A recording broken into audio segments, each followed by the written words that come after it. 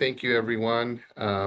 It's a real honor and a real privilege to moderate today's webinar titled When Lumbar Fusions Fail. Allow me to introduce myself. My name is Safdar Khan. I'm a professor of orthopedic surgery, vice chair of surgical innovation at UC Davis Medical Center in Sacramento, California. And we have assembled a team of absolute galacticos tonight as panelists. Not only are they thought leaders in spine surgery, complex deformity surgery, as well as MIS, degen surgery, but also I'm privileged to call them good friends. We have Peter Pachis, a professor of neurological and orthopedic surgery at Duke University School of Medicine. We have Shiraz Qureshi, who is the Patty and J. Baker Endowed Chair of Minimally Invasive Spine Surgery and clinical professor of orthopedic surgery at the Hospital for Special Surgery in New York. And we have Ryan Snowden, attending orthopedic surgeon, spine surgeon, fellowship director of the Nashville Spine Fellowship in Tennessee, Nashville, Tennessee, from the Tennessee Orthopedic Alliance. So thank you, everyone. Thank you so much. Real gratitude for all your participation tonight. So what are our goals tonight? Our goals tonight for this webinar is to define lumbar pseudoarthrosis through the lens of some cases that Dr. Snowden has been kind enough to provide. How do we minimize lumbar pseudoarthrosis? What are our management principles, both surgical and non-surgical? And are there any new evidence-based technologies to assist us in our role in mitigating the risk of pseudoarthrosis? Finally, towards the end of tonight, we are going to have a panel discussion to resolve those pseudoarthrosis cases that we are going to present earlier on. I have to acknowledge and thank Theragen, who is sponsoring tonight's webinar. I'll also ask that the participants use the chat icon for questions. We are going to be a very interactive webinar. Please feel free to put the questions in the chat, and I will do my best to get to them and convey them to our panelists. So what are the challenges we face in lumbar degenerative or deformity surgery, and how does pseudoarthrosis play its role? We'll look at that through the lens of three cases tonight. This is case number one, 76-year-old male, back and left leg pain, a little bit of weakness in tibant, has some L5 radiculopathy, otherwise normal exam, diabetes, kidney failure, has a clinical history of having an L4-5 mini-open TLIF with PERC screws. Post-op day number 16, nearly 2 weeks after, midline wound infection requiring a staged IND, grew positive cultures for cloacae, and then 5 months post-op began worsening back and leg pain. So let's keep that in our mind. How do we see this patient? How do we work this patient up? How do we define the symptoms in these patients? These are post-op x-rays, but 5 months out, as mentioned, you can see the reason why patients are symptomatic. You can see subsidence. You can see lack of bone formation. You can see the end plate changes that have occurred that have led to the symptoms described and the haloing around the screws. So this is a very common problem that we experience as spine surgeons. What do we do? Case number two is a patient who's relatively young, 46-year-old, ismic spondylolisthesis, has L5 numbness with left-sided radiculopathy. He's failed all conservative measures. He's a smoker, and this is going to come up several times tonight, is how do we deal with smokers and their inherent risk for pseudoarthrosis, and that they stopped 6 months prior to surgery, but then recidivism, they went back to smoking about 4 weeks after, had an uncomplicated 5-1 ALIF with pedicle screws, but 6 to 7 months after, developed leg pain again. And you can see some haloing around the screws, failure of bone formation, some changes in the end plate subsidence. What do we do? And finally, big deformity surgery, 76-year-old male, history of back pain and sagittal malalignment, degenerative scoliosis with kyphosis, corrected with an uncomplicated T10 to ilium posterior fusion with multiple interbodies and posterior column osteotomies. At 1 year, CT scan showed some subsidence of the 5-1 interbody that was done at the lumbopelvic junction, but really no evidence of non-union. facet joints were completely fused. But fast forward, time is our biggest enemy. 2 years post-op, loud pop, and the CT showed a unilateral rod fracture and a 5-1 pseudo. It's treated at that time, and Ryan will go into it with a little bit of detail, with a revision L5S1 ALIF, with the posterior, the TLIF interbody removal, but then 4 years later, broke the other rod and the L5 pedicle screw. And so now we have a patient who has a big deformity surgery, multiply operated on, has a history of revision surgery, and now has further rod fracture and failure. How do we manage that? So we are going to start off with Dr. Qureshi. Let's start in the preoperative or perioperative period and really discuss perioperative strategies to minimize lumbar pseudoarthrosis. So Shiraz, take it away. Saf, thanks so much. Thank you to Theragen and Broadwater and Safdar to you for having me be a part of this webinar. These are my disclosures. I think the most relevant disclosure is that I'm still learning about how to manage these problems. I think like we all are as newer strategies become available. But let's start sort of with the scope of the problem. You know, why should we really care about this? I would say it's important to recognize that pseudoarthrosis isn't rare, and sometimes the question becomes, how are we diagnosing it? But let's remember that every revision for pseudoarthrosis, um, it comes with significant cost both to the system, and patients don't do quite as well. You know, it's always sort of our best shot is the first time, and patients don't do quite as well once we're trying to manage revisions.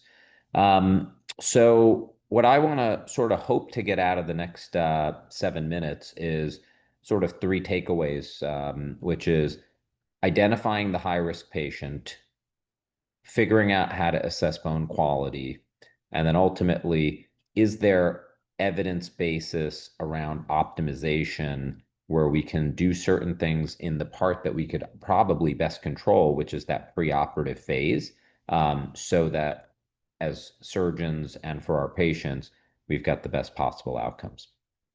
I think this starts with understanding who's at risk. And some of this I think will be relatively obvious, and other things maybe, you know, a light bulb will go off. But when we think about risk factors and you look at this list, I would say that not all risks are equal. And as a surgeon, what I try to do is focus on the ones that I can change and try to focus specifically on the ones that perhaps I can change even within weeks. So, you know, age, for example, it's not modifiable. But smoking, on the other hand, is, and we'll talk a little bit about it, as is osteoporosis, diabetes management, and even thinking about, you know, patients' nutritional status, and then ultimately trying to figure out, you know, perhaps, you know, the size of the surgery, so to speak, and how many levels are being operated on. So when we think about bone quality measures, I sort of put them into three categories here. There's sort of the traditional DEXA scan where if there's a T-score of less than, that should say minus 1.5, you know, that would be something that would be concerning. I think the utilization of CT scan has become increasingly performed, and this is relatively simple. The figure here shows an example where you take an axial view of a CT scan, and you can look in the mid-body and get an understanding of Hounsfield units. And if the Hounsfield units are less than 110 in a particular area, that would suggest some fragility of the bone. And then probably the modality that I've gotten now used to using the most often is a QCT, which basically takes a regular CT scan and you can do a quantitative analysis of the bone. And this is done through, at least at our institution, through the radiology department. And if the score comes back as less than 80, that would signify a bone issue. And if we think about how to differentiate these, you know, the advantage of a QCT versus a DEXA, which are both volumetric measurements of bone quality, the DEXA scan can be impacted by large osteophytes where you can falsely get an elevated score. and think that there's some safety, and that's what the QCT can avoid. So the QCT, I think, is in some ways a better test in terms of assessing and measuring bone quality. Now, what about some of the anabolic agents that have become increasingly popular? This is a list of anti-resorptive and anabolic therapies, so essentially medical management of a patient, sort of what we consider metabolic bone management preoperatively to really create a scaffold that we are going to have hopefully the most success with.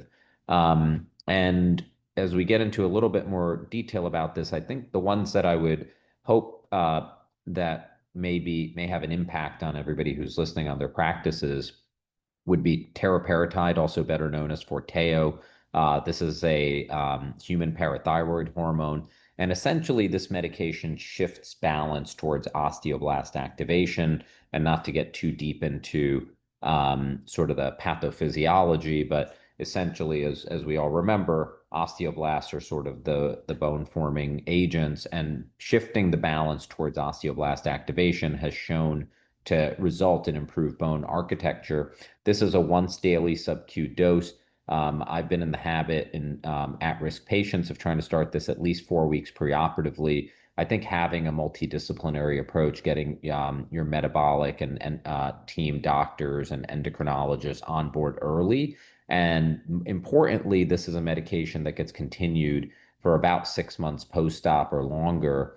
And then, very importantly, there is after stopping using an anti-resorptive early so that you don't lose some of the positive impact that you've had. There are other options around anabolic agents. Evenity, I won't try to pronounce the generic name for it, but Evenity is sort of a dual action, becoming increasingly popular. This is given as a 6-dose course and essentially works in a way to increase bone mineral density and decreases resorption. So, as you'll remember, bisphosphonates work on the sort of resorptive phase. They haven't been shown to be as good with regards to helping us as spine surgeons. The anabolic agents like Forteo have. Evenity, with its dual action, working as an anabolic agent and decreasing resorption, sort of has that double impact, which has been shown to be very powerful.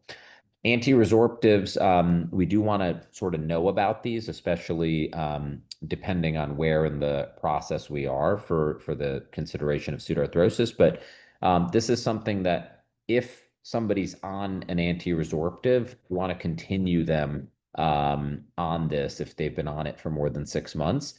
But if they haven't been on it, then you may want to, or haven't been on it for long, you actually would want to pause this and then restart after about 6 weeks, so that the osteoclast activation can be on during the fusion period, as it is a necessary cell to be working to help with fusion.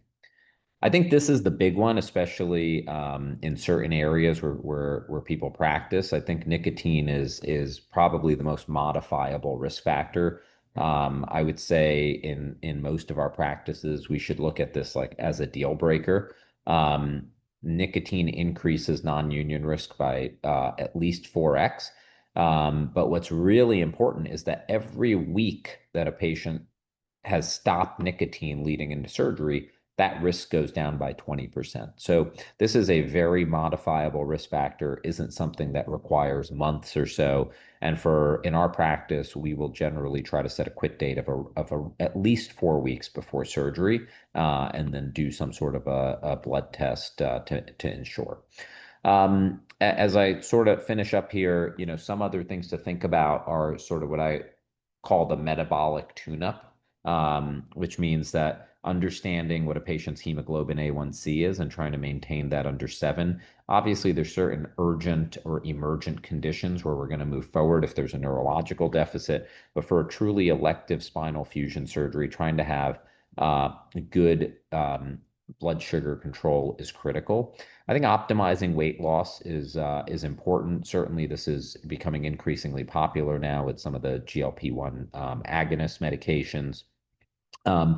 The thing that I've recently started to look at even more closely is vitamin D and albumin. I think getting an understanding of these numbers, vitamin D to get a sense of other bone forming agents that are necessary that as our patients get older, this number starts to go down. So trying to be proactive. And then albumin is obviously an excellent lab test to understand a patient's nutritional status, and that can be really critical when we think about outcomes. The nutritional status is something that we often sort of overlook and are under the assumption that patients are, from that standpoint, optimized. But I would very much be in favor of everybody looking at this lab value specifically to help.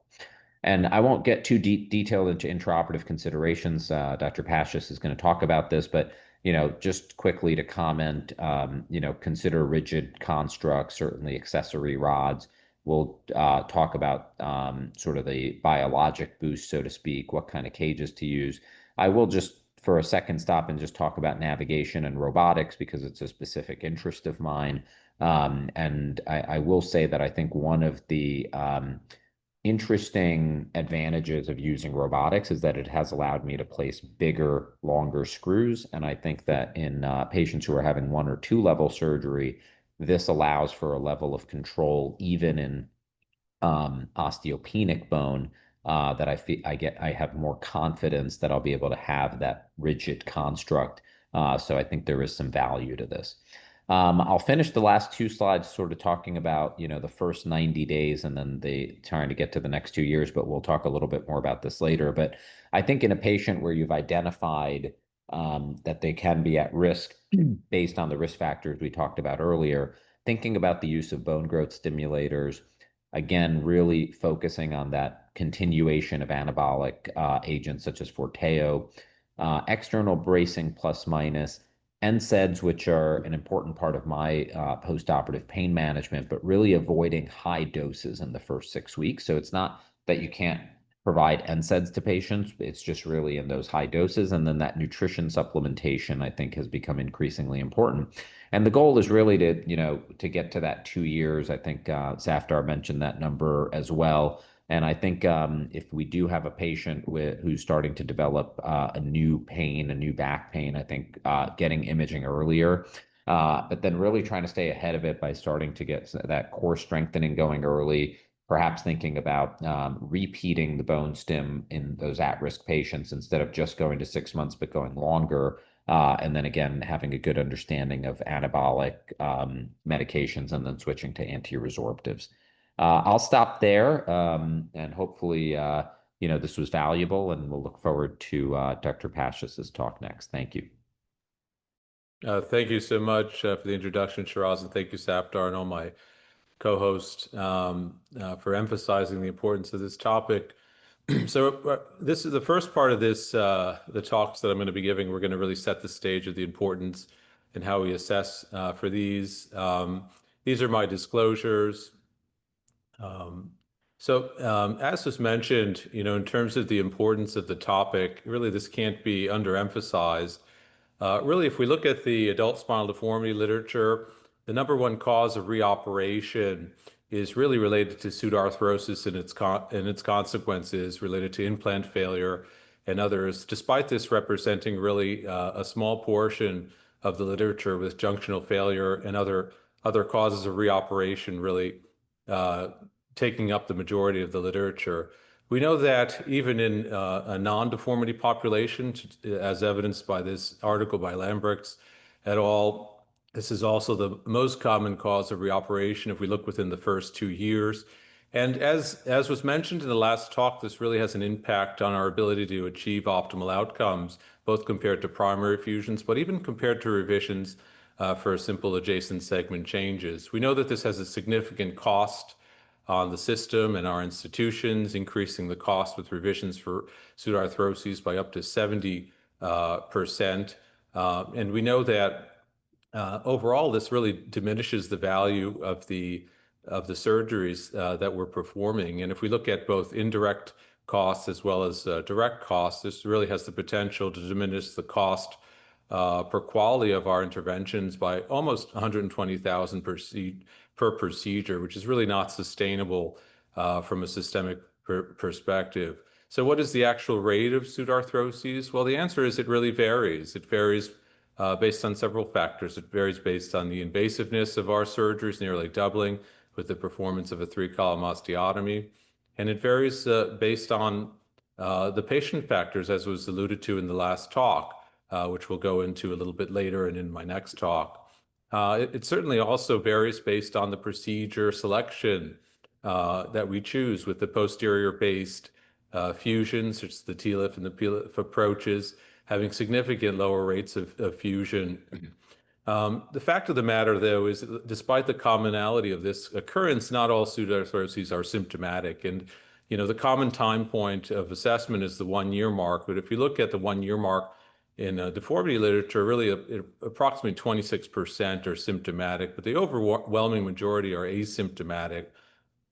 So in terms of, though, the story is not done at 1 year, as was mentioned. We have to follow our patients, and time is one of the most humbling factors in terms of our outcomes. So what happens next in our populations? Well, there's delayed symptomatic development, and there's many long-term consequences. This is a very interesting article by Alan Daniels, which showed patients which were thought to be fused based on plain radiographic evidence at 1 year were followed for an additional year, and nearly 10% developed a symptomatic pseudarthrosis within that additional time frame. The ASLS experience is probably the best quality of literature that we have in a deformity population. It's a bit of an idealistic population. They're primary cases with coronal-only deformity. This is a government-sponsored trial, over $3 million in effort. And if you look at their rates of revision related to pseudarthroses, they peak at the 2 to 3 year mark, which is not a surprise. But if you look at the rates at the 3 to 4 year mark and beyond, there's really not a significant drop-off, meaning that the robustness of the fusion and the stability of our constructs also plays a role. And they followed their patients with a Kaplan-Meier estimate, and approximately 50% would be projected to have revision for pseudarthrosis is 8 years, which nearly negates the effect of our surgeries. What happens to these patients with symptomatic pseudarthrosis and implant failures? Well, if you follow them long enough, they all get reoperated on. If you follow them for a year, about 50% get operated on. If you follow them for 2 years, almost 2/3. And if you follow them for 3 years, 75%, and so forth. And Wang et al. Did a nice job at looking at the independent risk factors for reoperation. Really, the only thing that was sustained with long-term outcomes was the number of levels that were fused. What is the correlate for our short segment cases? Well, cage subsidence and loss of segmental alignment is really the consequence, and it works both ways. Lynn showed us that there's nearly a 17 times rate of non-union in the presence of subsidence, and then the subsidence also with a loss of segmental alignment makes these patients more likely to become symptomatic. How do we determine when to intervene in asymptomatic cases, given that we know that there is such thing as a delayed union? Approximately 70% of patients with an established non-union at 1 year will go on to have a successful union at 2 years. But you have to know your patient. For high-risk patients with pseudarthroses, we have a lower threshold for intervening.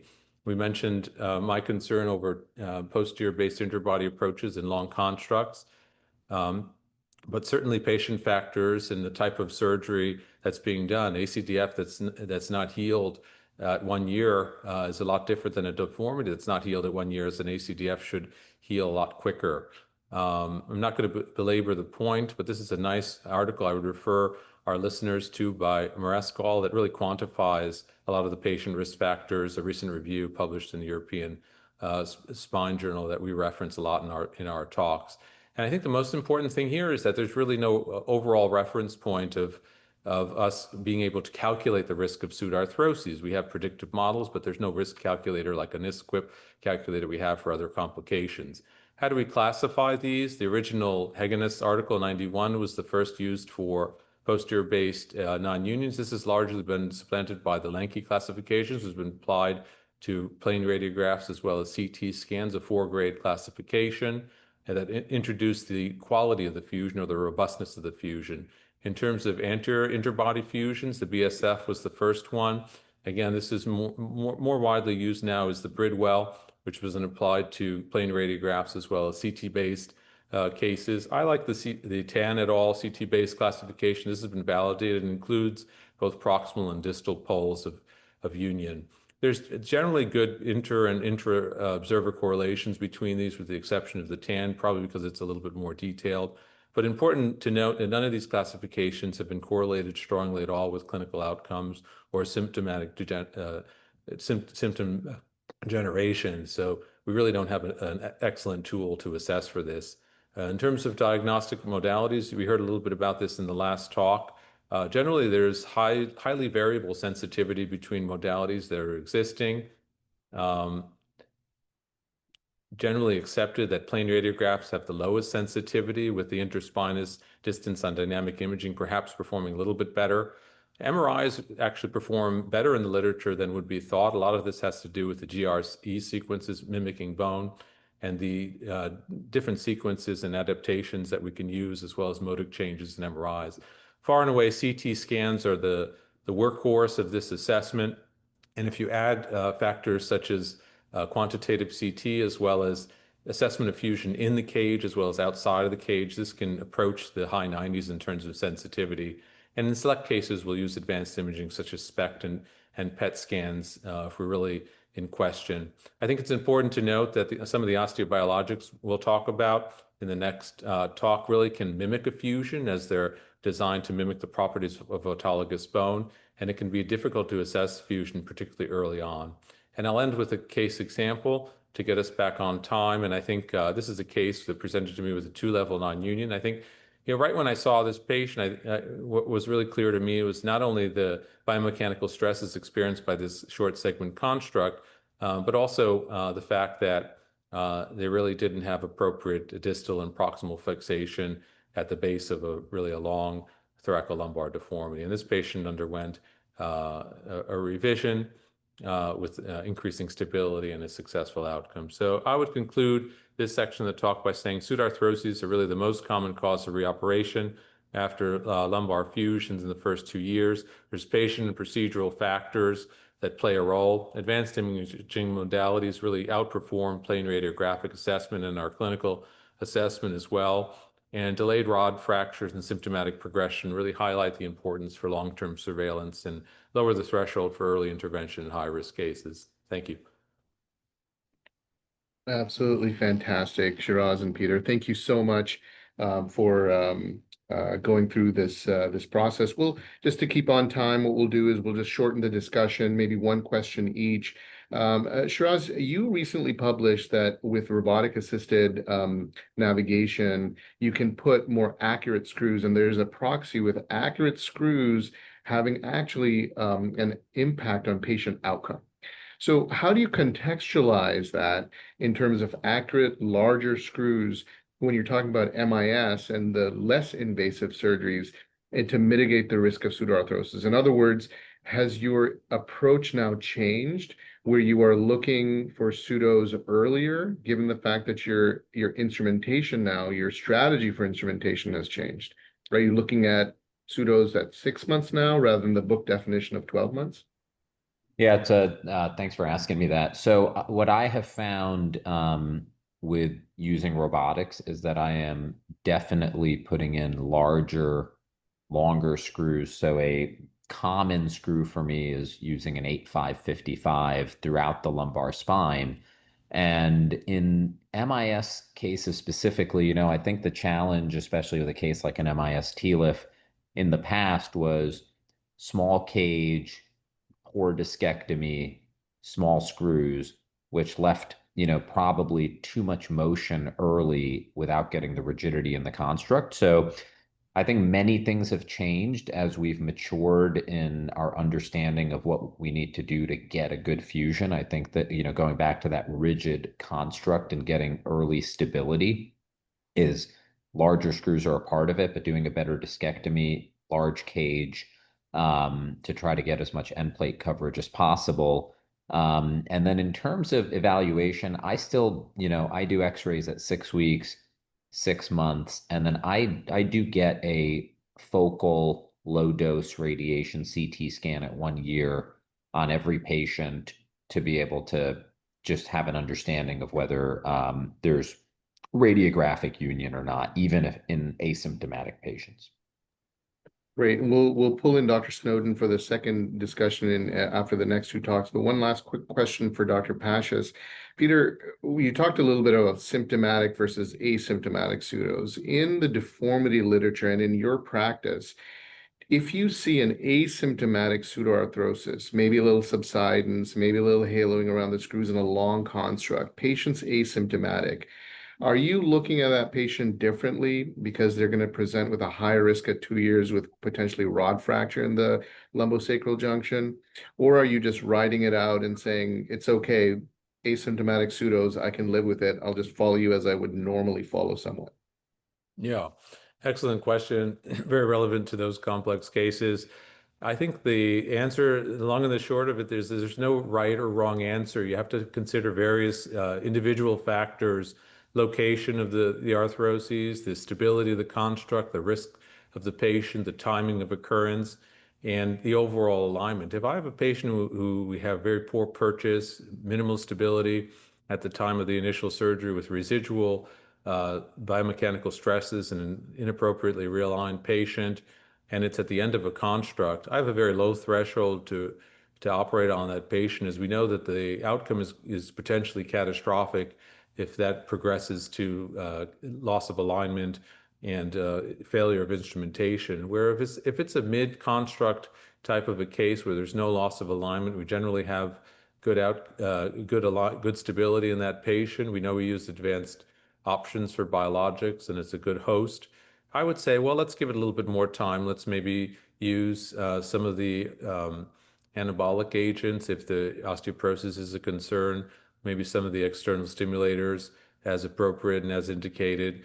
And let's enhance the nutritional status, and let's enhance the osteogenic potential with vitamin D of that patient and keep a close eye on them. So I really individualize the answer to that question. Awesome, wonderful. So what we'll do next is we'll have Shiraz go to the surgical management, the management principles, and then we'll have Peter go through the surgical management principles. And then instead of having the second discussion between Dr. Snowden's talk, we'll just roll into Dr. Snowden's talk and then end the evening with a nice, complete, thorough discussion of everything we talked about. So it'll be Dr. Qureshi, Dr. Pashas, and Dr. Snowden. So take it away, Shiraz. Thank you. Great, thanks again. And I think, as we talk about management principles, a lot of this will be sort of doubling down on things that both Peter and I have talked about. But, just getting back, to the problem. I mean, if we specifically look at elective lumbar fusion, unfortunately, non-union is not rare. And it's probably, close to the number one reason that any of us are doing a revision surgery, at this point, probably more common than adjacent segment issues. And there's no question that revision spinal fusion adds significant cost, but there's also an increase in complication, which, is a stress on us as surgeons, as well as, of course, our patients and their families. I would say when I think about a non-union or kind of what's going on here, it's sort of this tug of war between poor biology, mechanical overload. Is there an occult infection? So it's really, figuring out why a patient isn't healing is critical, because that's the way that we're going to be able to best manage them. And I think you just heard Dr. Pashas talk about, kind of making an individual decisions, specific to the case and the problem.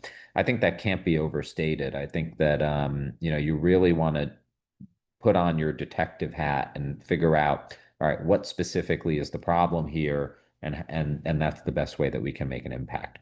What are some of the red flags, clinically? For me, I think if a patient has back pain going into surgery, back pain after surgery that just doesn't get better, that's a different patient than the person who comes in and sees me after surgery and says, I feel so much better. They're getting better, better, better. And then all of a sudden, around 6 months, 8 months, 9 months, they start to have this like recurrence of pain. Certainly, if you see a rod fracture on the x-ray, you should assume that there's a fusion issue there. And then if there's any sort of a progressive deformity, if I've, sort of fixed a patient in the population I take care of, if I'm reducing a spondylolisthesis, and I start to notice on those serial radiographs that, not only have I lost my reduction, but that there's sort of a progression of the deformity, that would be indicative of a problem here.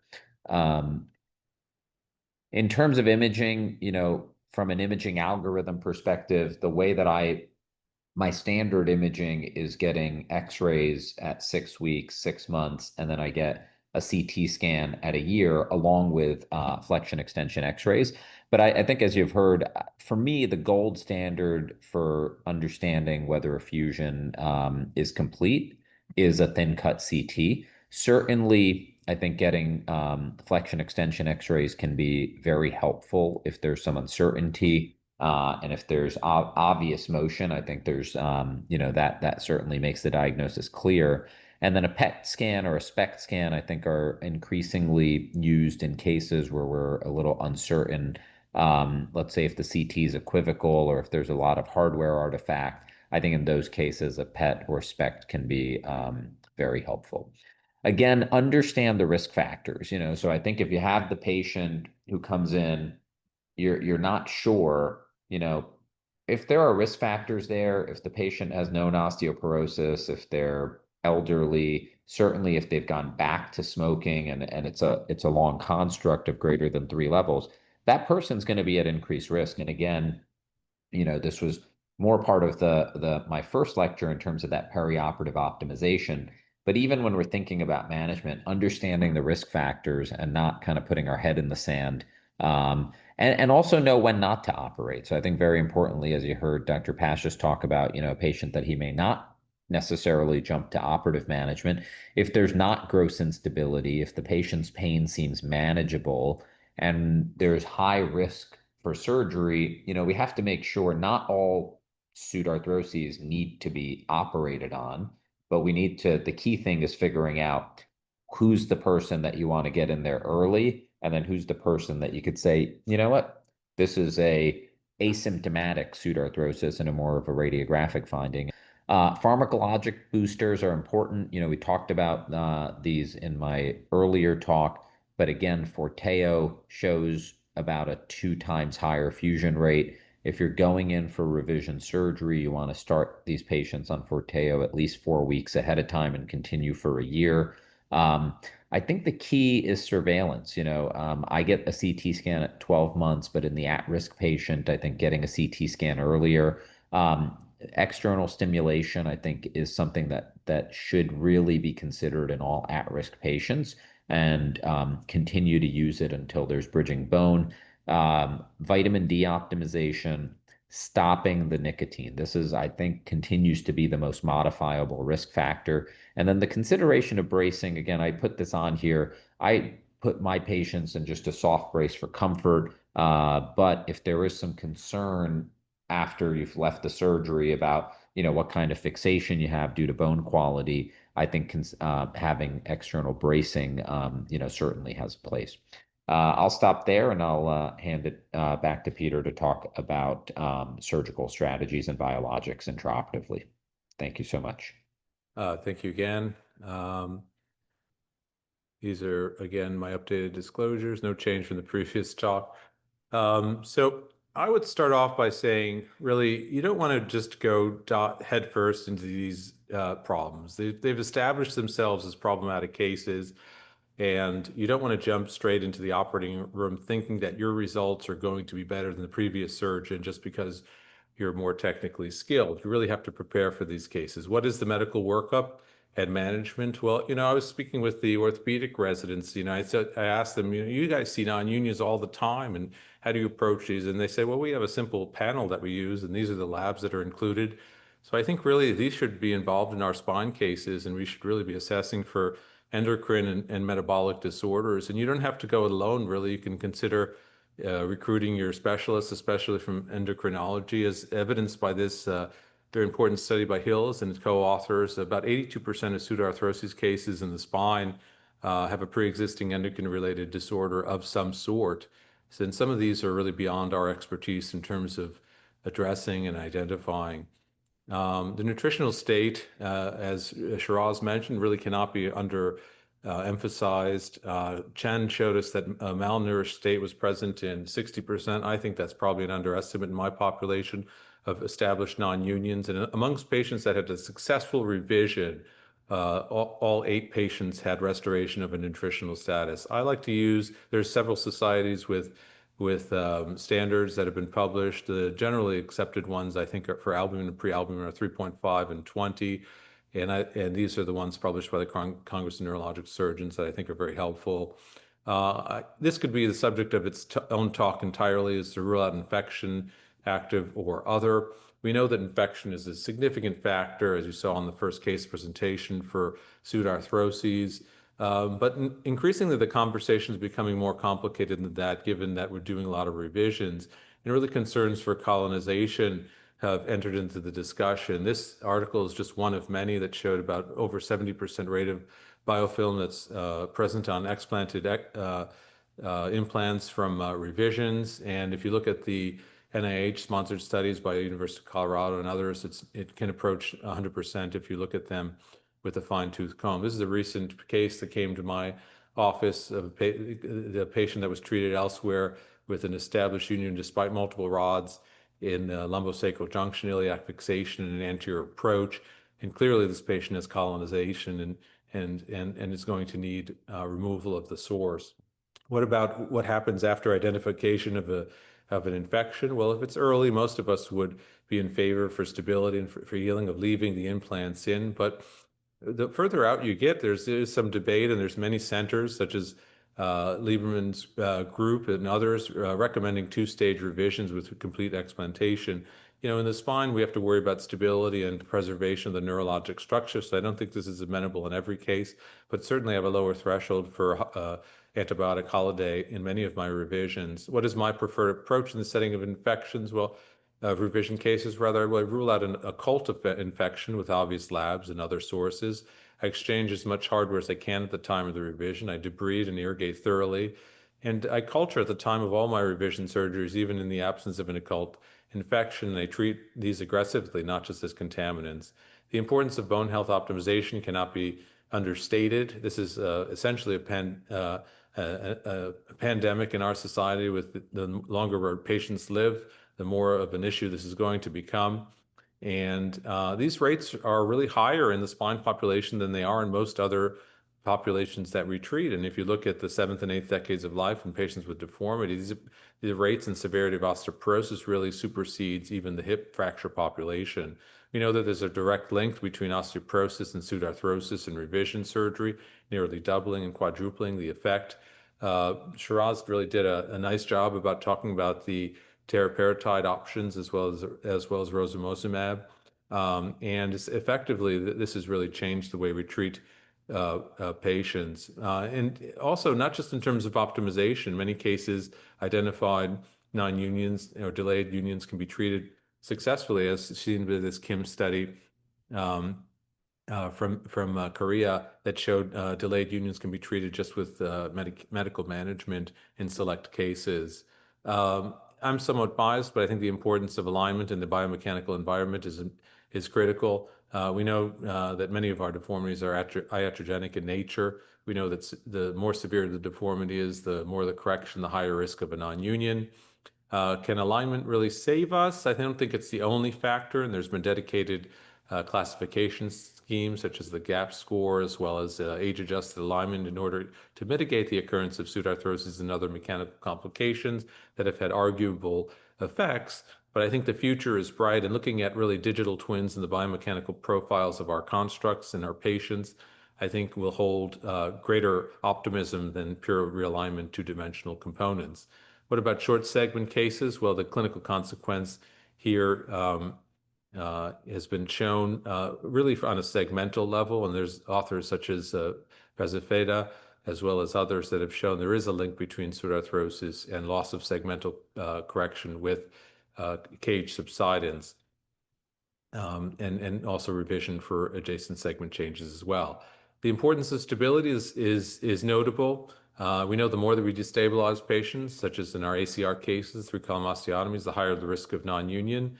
And we've learned from our three-column osteotomy experience that we really need to use more stability. And this may not result in a successful, robust fusion at the 2-year mark, but it certainly delays catastrophic failure and has changed very dramatically the standards of care with these aggressive releases. And that's the original article is popularized by Manish Gupta in terms of using multiple rods. There's also some technical points. I mean, I think even in short segment constructs, if I have a non-union at the lumbosacral junction, I have a very low threshold for using fixation to the ilium to really enhance my chances of success.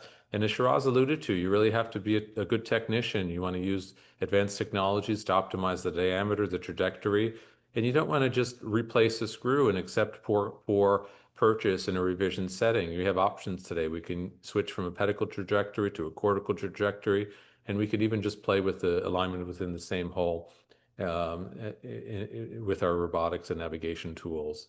Some of the more established approaches in revision surgery are anterior approaches to address a posterior interbody non-union, which is, if that's an option for those patients, which is probably the most tried and true. I want to mention some of the new things that are being worked on, such as improved biomaterials, such as the molybdenum rhenium materials that have come out, and among others. And this is not specific to one company, but essentially these have more favorable biomechanical profiles, and in many cases they can take high-risk cases with multiple fractures and make them more successful with higher stress to plastic deformation and failure properties. We have improved biologics. I would be remiss if I didn't discuss this. There's several articles discussing the effects of one of the class 3 devices, one of the 2 class 3 devices we have on market. This is the use of BMP in high-risk cases, such as these articles by Jane and Safi, which show an absolute risk reduction. But we also have to consider the risk profile of the implant of the devices that we use. And there's new options for select patients, as well as patients with a history of malignancy and other factors, such as these products that really do a good job at enhancing the growth factors, as well as increasing cell adhesion and many other factors. And we looked at our series and compared these with BMP and showed that really there are other options, and there's both of these were kind of effective at addressing these approaches. So in terms of, this is a concept that really our own Safdar Khan really has brought into a lot of our biologics courses, is looking at biologics first. And I think he can speak to it better, but basically we look at several factors in addition to the alignment and the hardware instrumentation of the patient. We look at patient-specific factors, case-specific factors, as well as level of evidence and safety concerns and reproducibility of the product. In terms of strategies, I'll leave you with my pearls. Basically, I don't use the same approach as the previous surgery or surgeon. I think we need to think differently if the first approach failed.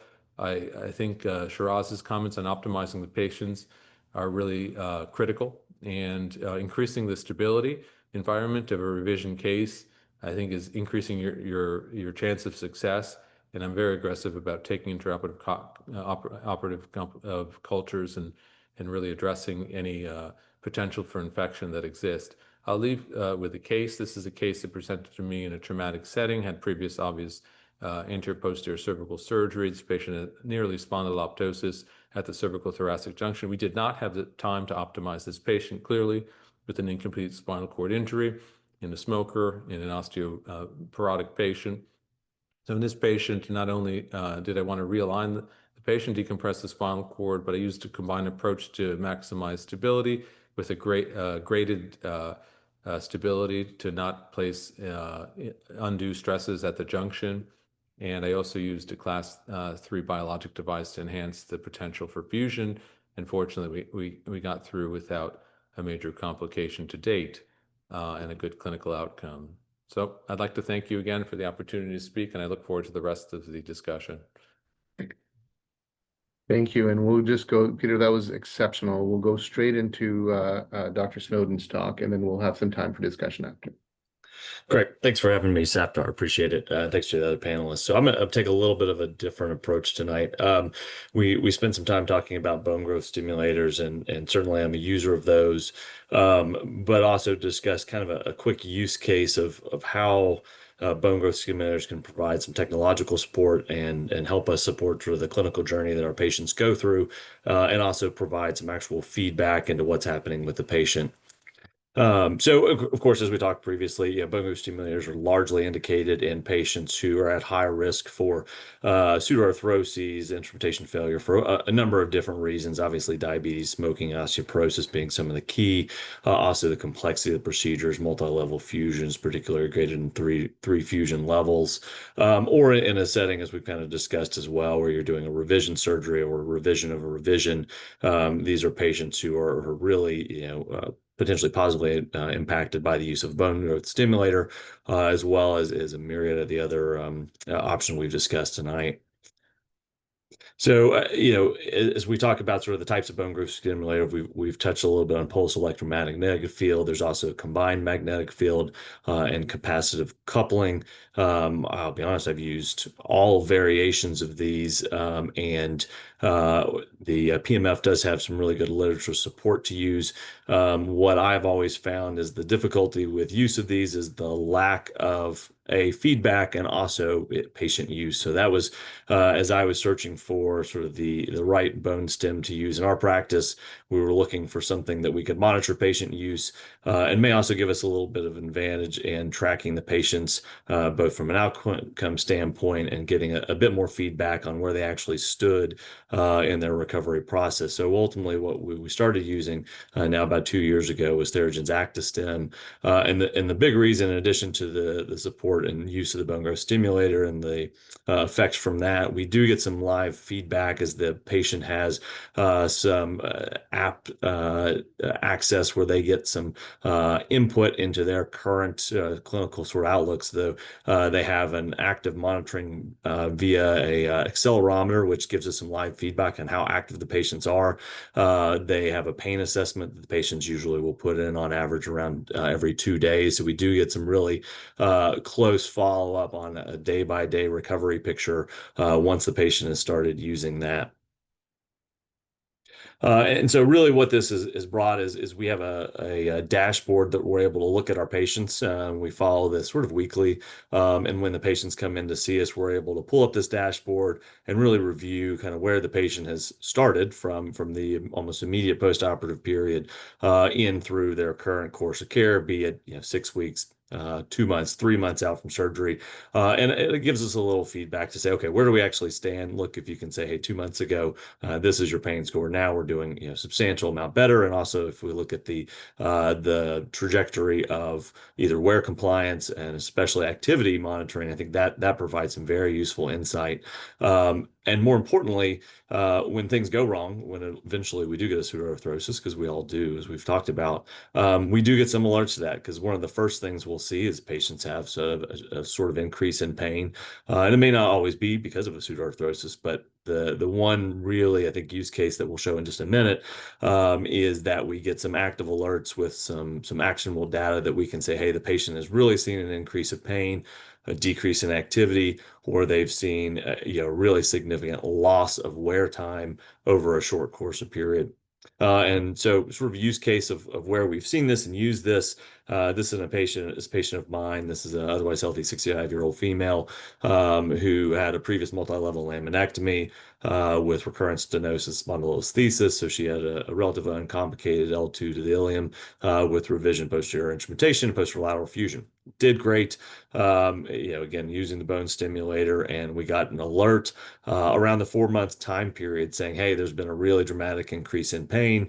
Activity has gone down substantially. So that gives us an alert to say, hey, let's reach out to our patient, see what's going on, because she's sort of in between follow-up at that point. We're able to get her back in the office and sort of assess, hey, okay, is this a typical activity-related issue. And in her case, she started having really significant recurrent back and radicular complaints. We're able to get an early CT scan. So she had a CT scan showing some early healing around the S1 screws. We monitored her for a little while. We sort of optimized bone metabolism, some other minor health issues. And ultimately, as we got closer to the 6-month mark, really had continued significant pain. And that allowed us to say, hey, we've already diagnosed this. This is continuing. We're not getting better, and elected to go ahead and proceed with the surgery. And actually, she's done great. And I think that early intervention kept her from continuing on this path of having significant symptoms until, perhaps she came back to see us. So that's a great use case for this, and it gives us really useful, actionable data from a stimulator that otherwise it was just on the patient, not really giving us much information. And what we hope to do with this data, and as a disclosure, I do some research consulting for Theragen. We're hoping that we can take this data that we have over several thousand patients, where we have active compliance tracking, activity level, and pain scores, and turn this into a bit more of a detailed analysis, finding a bit of future direction to say, hey, can we actually predict based on changes in pain scores, activity, wear use, where we might actually be seeing a pseudoarthrosis, and potentially combine that with either preoperative scoring, surgery indication, surgery type, and have a bit more of a predictive model as to what may be helpful to direct our patients in this direction. And that's it. Thank you very much, Dr. Thank you so much, Ryan. That was phenomenal. And I'm going to start by asking you a question, then we'll come to a few questions that I have for Shiraz and Peter. But you presented some really compelling evidence for bone growth stimulators and using that data in a big data, sort of maybe even marrying some AI and machine learning into Sure. our value proposition for taking care of these patients who are at risk of pseudoarthrosis. I have a simple question. What about patient compliance? Because that's something that I hear a lot, is some patients don't really like wearing it for a prescribed period of time. Is that a problem in 2025, patient compliance, or how do you approach that? Yeah, it's always is going to be a problem as long as there are people. It's always going to be a problem. One of and that's always been something that I've had issues with, and that's where as you go through this process of deciding what company and what bone stem you're going to use, and how we landed on this is we actually get some feedback as to what's the compliance rate, and so there are certain patients. You can see that their fusion looks good. Clinically, they're doing really well, and their compliance may be dropping off, but likely they're going to be fine. You have patients who have a myriad of risk factors, a bigger surgery, and you really harp on those patients, say, hey, look, this is important. We don't want to do this again. Anything you can do to promote this fusion is going to be really helpful. Sounds like an excellent adjuvant in our perioperative workup of patients who are, like Shiraz mentioned, at risk, that we can use bone growth stimulators in these patients. Shiraz, my question to you is a simple one-liner question. Should we culture all pseudos? Yeah, I mean, I think it's a great question because you may get information that you then don't know what to do with. And I'd obviously be really interested to hear about Peter's thoughts on this. But yeah, my practice is if I'm taking a patient back, I'm culturing that patient. And before I'm taking that patient back, I am getting a workup of at least looking at ESR, CRP, and white count, some of the basics to get an understanding of knowing ahead of time what we're dealing with. Anecdotally, Shiraz, I've seen that patients who've had a C. acnes infection present differently in terms of the CT recon morphology. They seem to have more sclerosis. It seems like they have wider pedicles, more windshield wipering for some reason. I don't know if you've seen that, Ryan or Peter, in patients that have, the pedicle tract cultured that has come back as C. acnes. I think I've heard that before, and I'm not aware of any studies, and it's definitely something that's been reflected in our conferences. I think it may be true, but I don't know, if it's something that's definitive and diagnostic. I would add, I think I have a very similar approach to Shiraz, and I think this is really a problem that we've identified and we're learning more about, but we really don't know how to address. I think a lot of it is probably will be gained from product development and from studies of how to appropriately address this. But historically, a lot of the C. acnes cultures we were just kind of ignore as contaminants, and I think now we're appreciating that we have to treat these. And I follow my cultures weeks out, and I talk to my infectious disease doctors, and I say if we have a delayed culture, I don't think it's a contaminant. I think it's a real thing, and I think we're actually under detecting it. And I think even if we do detect it, we need to be aggressive about managing. And it also affects our quality metrics, as if a patient comes back with a recurrent infection, and that's at a previously established revision that had a contamination. I think it's important to note that it's not really a primary infection. We're just taking on a high risk patient and trying to help them where they had a pre-existing problem. So Ryan, I'm going to extend that because we've talked about the perioperative management or risk mitigation of these patients before the OR. Then within surgery, we've talked about alignment, stability, mechanical advantages to prevent pseudos, biologics.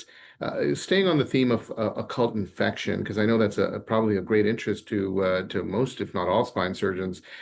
Do you do anything differently now over the course of the last decade in practice? Do you use betadine in your wash? Do you do antibiotic wash? Do you use vancomycin powder, any antibiotic powder? Is there anything you do differently to help mitigate maybe a pseudo that could be infection?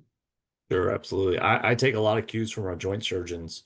We work pretty closely with them, and I think they, when it comes to really big data, I think they have a really good hand on infection control. So I'm a big proponent of betadine use. I don't use it once the canal's open, but soon as my workflow is that major deformity, the exposure's done. I think that's when a lot of the contamination happens. And so once exposure's done, my workflow is then we're sort of spinning to get ready for navigation. I put a betadine wash through the entirety of the wound, and it sits until we're done with the spin. And I think that has actually dramatically made a difference in especially our deformity patients, because we have a nice comparison about ourselves to the rest of our regional sort of practice, which we're a pretty big deformity hospital. And my infection rate that's the only difference that I have between my partners, and that seems to have made a big difference. We still use vancomycin powder. We're really big on having drains come out, relatively early. But I'm a big proponent of betadine use once the exposure's been done. So let's come to Ryan. We'll come to you about the case examples that I presented earlier. Love your feedback of what you did and how you approached it. The first case was the mini open MIS lift that had subsidence in the cage. What was your approach and how did you tend to treat this particular pseudoarthrosis? Yeah, I think that this patient presents very similar, even though it's sort of a more, infectious, potentially related. So initially, of course, you're going to work him up for recurrent infection. I think that's step one. With any previous infection, you're going to work him up for another infection, and then you have to consider, are you removing all the instrumentation? Does the interbody cage need to come out? Luckily, his lab values have returned to normal. He's already off his antibiotics. Really, he just had a symptomatic pseudo. And so, with haloing of the screws, my usual go-to for a previous sort of mini open or percutaneous T-lift is a screw revision with posterolateral fusion using some variation of a biologic. As Dr. Pashis said, I debride the cortical tract where the screws go. I irrigate really aggressively, and then we get better fixation and provide some additional biologics, and that seems to be my routine that works well for these patients. And did you use a post-op bone growth stimulator in the primary surgery or secondary after the revision? We did not use it in the primary, but we definitely have for the secondary. Got it. And then Shiraz, for you, is this as an MIS surgeon, is this something where you would be, hey, I'm going to go from the front and take the cage out and put a personalized implant or a custom implant in the front for more bony fusion, or is this something that you feel like you can treat all posterior? Yeah, it depends. I think my initial instinct would be to go in anteriorly, and really sort of posterior, anterior, posterior situation. But in order to try to avoid that, I'd get a good look at the CT scan and see if this implant is loose enough, remove the implant posteriorly through a less invasive approach, upsize the screws because I think, looking at the screws, it looks like we can optimize length and diameter and then put in a larger cage posteriorly. So it would definitely be something that I would consider revising through an MIS approach if the cage is loose enough and I thought that I could get the cage out posteriorly. Any alignment principles in this that we can learn from Peter? Yeah, I think alignment in a single level non-union is part of a sea of issues. So it's very rarely the single core cause, of this, but it's often contributory, and especially, we're not even broaching the concept of, adjacent level effect. But I think in a case like this, alignment is probably not the primary cause of this. I think, certainly maximizing stability is something that can be, I don't know if this patient was high risk or not, but the percentage of the disc space that's occupied by graft as well as the interbody, I think, is disproportionately short, and that in the setting of short screws posteriorly, I think were probably big components of this. And if this patient does have any medical risk factors or other risk factors, metabolically, I think even in an MIS case, you have options to throw in a belt and suspenders approach. Shiraz is definitely our guru on the talk, but I've heard him talk, and in my cases, certainly not as many as his. I've used contralateral fusions with facets and posterolateral grafting, even in an MIS setting, to really help with the chances of success in advanced biologics and maximizing screw length and diameter. Yeah, so thank you for that. And it sounds like Ryan, just a screw exchange, bigger screws and posterolateral fusion really helped the patient. Yeah, he's done well. Yeah. Yeah. Second case was the front back, the isthmic spondylolisthesis with some loosening of the screws, integrated screws in the cage in the front. This, Ryan, was treated all posterolateral because you had enough fusion bed. Those were perk screws before. You just opened it, did a nice posterolateral bed decortication with graft placement, and the patient did very well from my understanding. Was that your approach? That was our approach, yeah. As opposed to going for a revision anterior approach, I felt just a really aggressive posterolateral fusion with biologics was probably our best bet. Excellent, excellent. How often, Shiraz, do you ever go back to the front to take a cage out, especially something that's been 7 months out? Is that something that you've done before, or is that something that you would Yeah, recommend? yeah, definitely not something I recommend. That would be a case where I would have them first and foremost, I would have a long discussion with my vascular surgeon, exposure surgeon, get a sense of their comfort level. I think the only like, I mean, there are times where if you feel like you need to restore disc height and you've got to get an implant out because of its position, we'll consider it, but it's certainly not it's not the first option. And what type of biologic did you use, Ryan, in your cage for the ALIF cage in the front? Yeah, actually, our original case, we use typically just an extra small BMP with some DBM, DBF. That's sort of our go-to at this point when I was practicing doing that. Yeah, and in these cases, actually, anybody take iliac crest, the traditional standard, I would say, not gold standard, especially at this level, Ryan, like 4.5, 5.1, crest is right there. Would you use just iliac crest graft for posterolateral fusion? Yeah, I think it is sitting right there. I think you certainly have access to it. Yeah, I think it gets decorticated a little bit as you're doing aggressive posterolateral fusion, but then we're using a biologic in addition. Yeah, yeah. Has that changed the MIS practice, Shiraz, of taking a little bit more harvesting with MIS techniques for pseudo arthrosis mitigation? Yeah, so I would say, I went through a phase where I was taking iliac crest graft through, sort of a trephine approach on all of my cases, and I was happy with the fusion rates, but as the cage sizes that we're able to get in and some of the cage biology, I'll call it, just, surface technology and things have improved, I've actually gone away, and I'll now use primarily local bone for my facetectomy site, plus a demineralized bone matrix fiber combo, and we've seen pretty good success with fusion rates from in an MIS TLIF approach with that combo. Anterior approaches, I still primarily use infuse. Excellent. And then case number 3 was the deformity case. Underwent for multiple, I think, sequential rod fracture with a TLIF converted to an ALIF, revision fusion with more stability quad rod, and patients doing really well infused. Now, this was done not that long ago, Ryan. What are your fears at this point? Obviously, having one revision and the second revision. Where take me where you know this patient well. Take me where your thoughts are going to be for the next 12 months. Yeah, I mean, and ultimately, through the first 12 months, he did well initially after surgery, really got out without any complications, even after a third go around.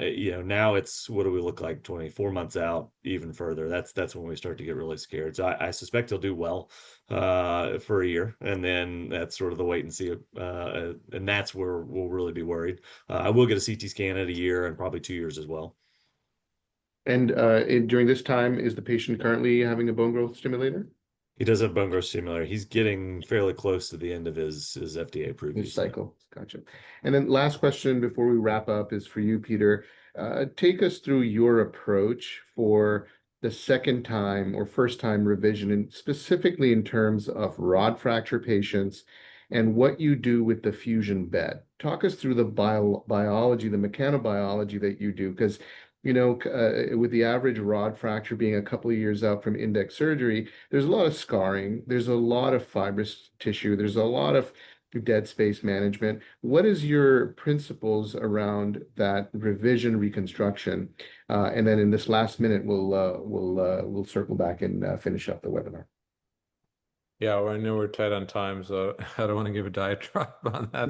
That's a very loaded question. Yeah. So yeah, I would say, similar to the principles discussed in the talk, I think you really don't get that many chances at a successful revision. So if you have an established non-union in a deformity case, there is so much disruption of that fusion bed, and there is so much fibrous tissue from micromotion that it's very hard to achieve. So I try to attack that circumferentially. I very rarely will rely on a posterior only if I think that patient, I look at it like I look at my tumor patients. That patient has a long functional, high quality life left, and I really want to get a solid fusion. So I'll approach interbody, whether it's lateral or whether it's trying to get it back from the posterior, and I'll do a really good job at resecting that pseudocapsule, getting corticated edges, and using advanced biologics, and really throwing the kitchen sink at the stability component. Thank you very much. I just want to say thank you. This concludes our webinar, both to Dr. Snowden, Dr. Qureshi, and Dr. Pashis. Really appreciate, I learned so much tonight, and thank you for the time you carved out preparing these talks and educating all of us. That concludes our webinar. With much gratitude. Thank you, Dr. Snowden, Qureshi, and Pashis, for your kindness and your time tonight.